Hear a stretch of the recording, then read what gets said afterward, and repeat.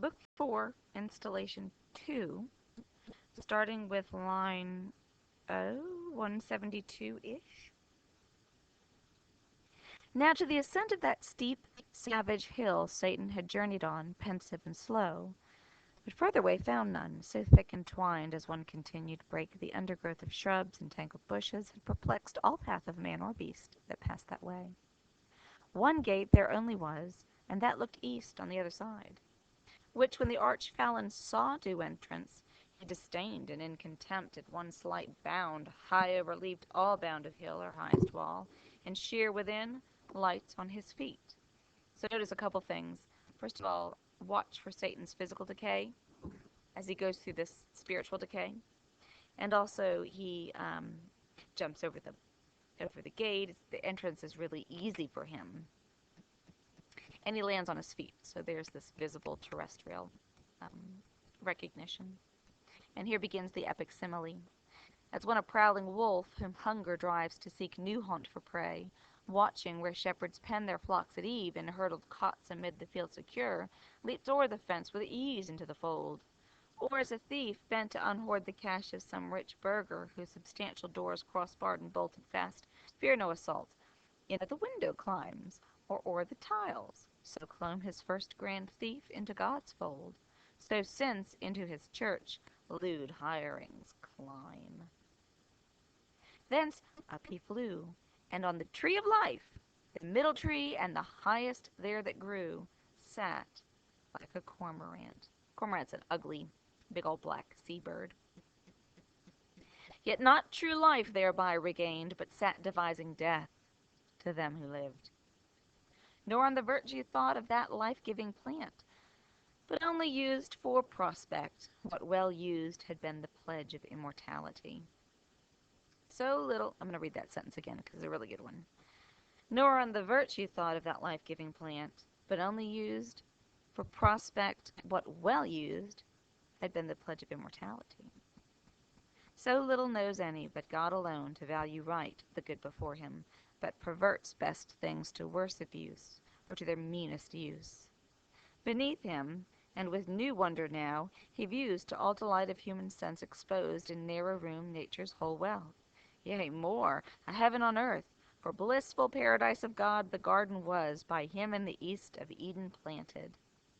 Eden stretched her line from Oran eastward to the royal towers of great Seleucia, built by Grecian kings, or where the sons of Eden long before dwelt in Telassar.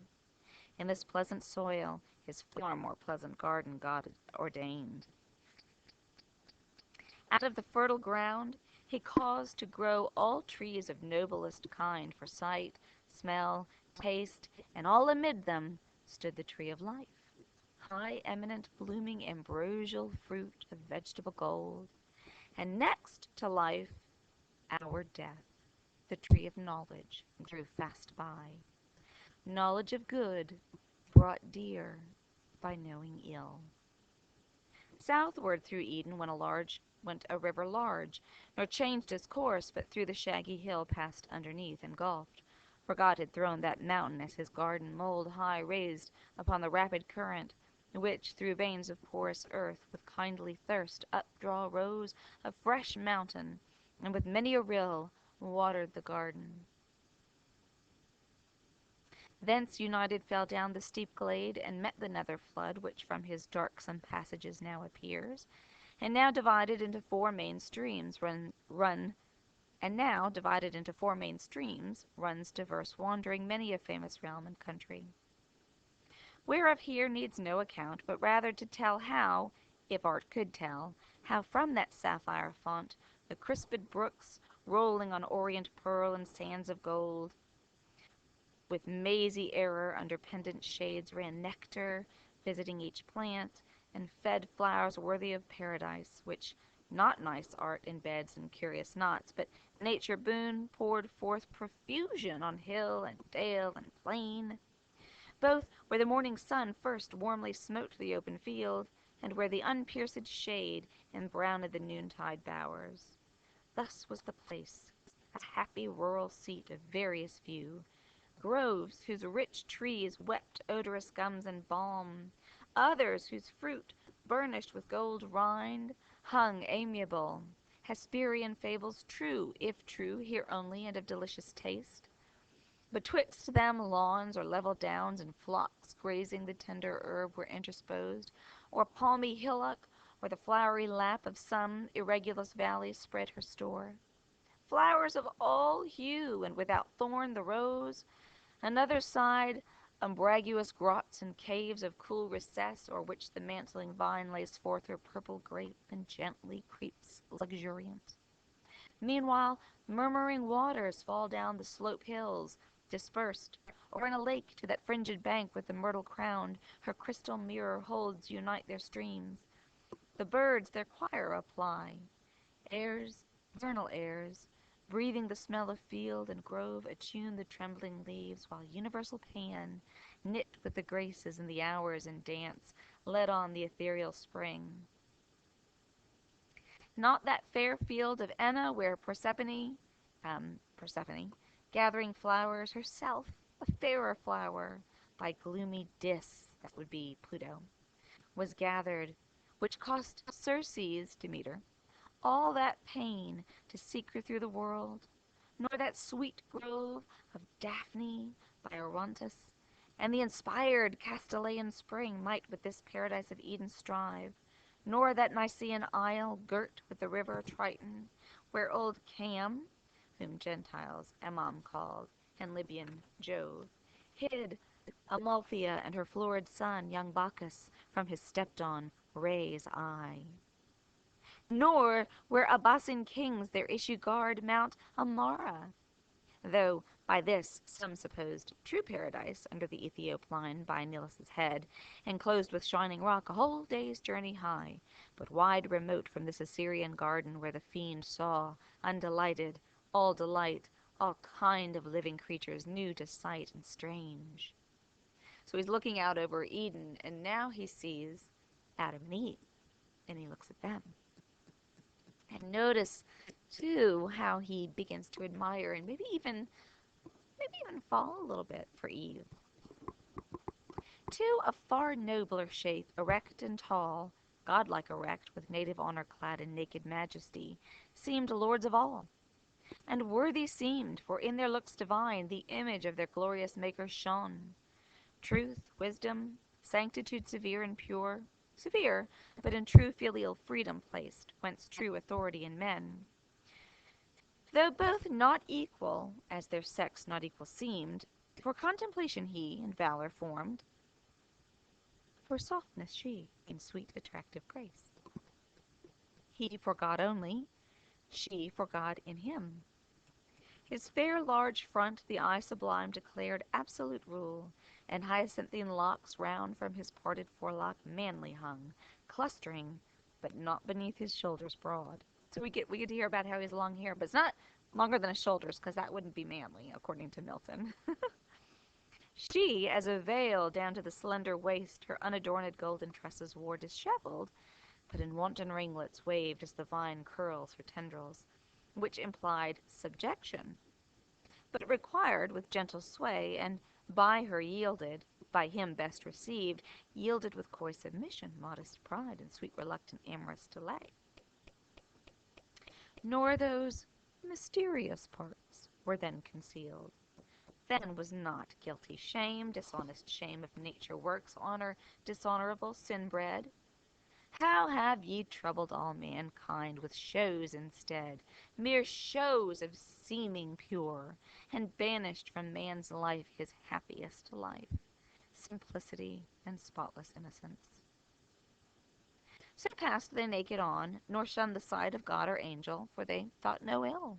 So hand in hand they passed, the loveliest pair that ever since in love's embraces met. Adam, the goodliest man of men since born her sons, the fairest of her daughters, Eve, under a tuft of shade that on a green stood whispering soft by a fresh mountain side, they sat them down, and after no more toil of their sweet gardening labor than sufficed to recommend cool zephyr, and made ease more easy, wholesome thirst and appetite more grateful, to their suppers fruits they fell, nectarine fruits which the compliant boughs yielded them sidelong as they sat reclined on the soft dewy banks, damasked with flowers. The savory pulp they chewed, and in the rind, still as they thirsted, scooped the brimming stream. Nor gentle purpose nor endearing smiles wanted, nor youthful dalliance, as beseems fair couple linked in happy nuptial league, alone as they. About them frisking played all the beasts of the earth, since wild, and of all chase in wood and wilderness, forest and den. So all the animals are playing around them that eventually become animals of prey, but there's no death in the garden right now. Sporting, the lion Rampton in his paw dandled the kid. Bears, tigers, onces, pards gamboled before them.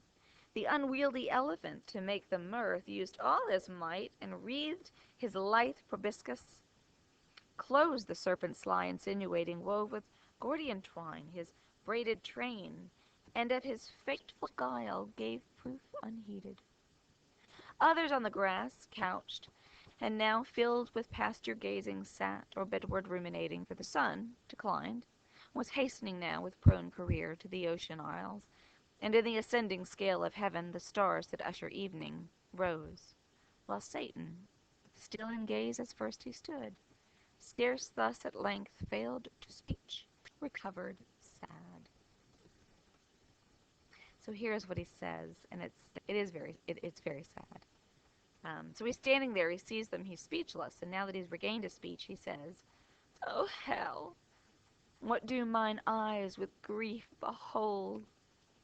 Into our room of bliss thus high advanced, creatures of other mould, earth-born perhaps, not spirits, yet to heavenly spirits bright little inferior, whom my thoughts pursue, and wonder, and could love. So lively shines in them divine resemblance, and such grace the hand that formed them on their shape hath poured. Ah, gentle pair, ye little think how nigh your change approaches, when all these delights will vanish, and deliver ye to woe. More woe the more your taste is now of joy. Happy, but for so happy, ill secured, long to continue in this high seat, your heaven, ill fenced for heaven to keep out such a foe as now is entered. Yet no purposed foe to you whom I could pity, thus forlorn, though I unpitied. League with you I seek, and mutual amity so strait, so close, that I with you must dwell, or you with me henceforth. My dwelling haply may not please like this fair paradise your senses, yet such accept your Maker's work. He gave it me, which I as freely give. Hell shall unfold to entertain you to her widest gates, and send forth all her kings. There will be room, not like these narrow limits, to receive your numerous offspring. If no better place, thank him who puts me, loath to this revenge, on you, who wrong me not for him who wronged. And should I at your harmless innocence melt, as I do, yet public reason just, honor and empire with revenged enlarged, by conquering this new world, compels me now to do what else, though damned, I should abhor.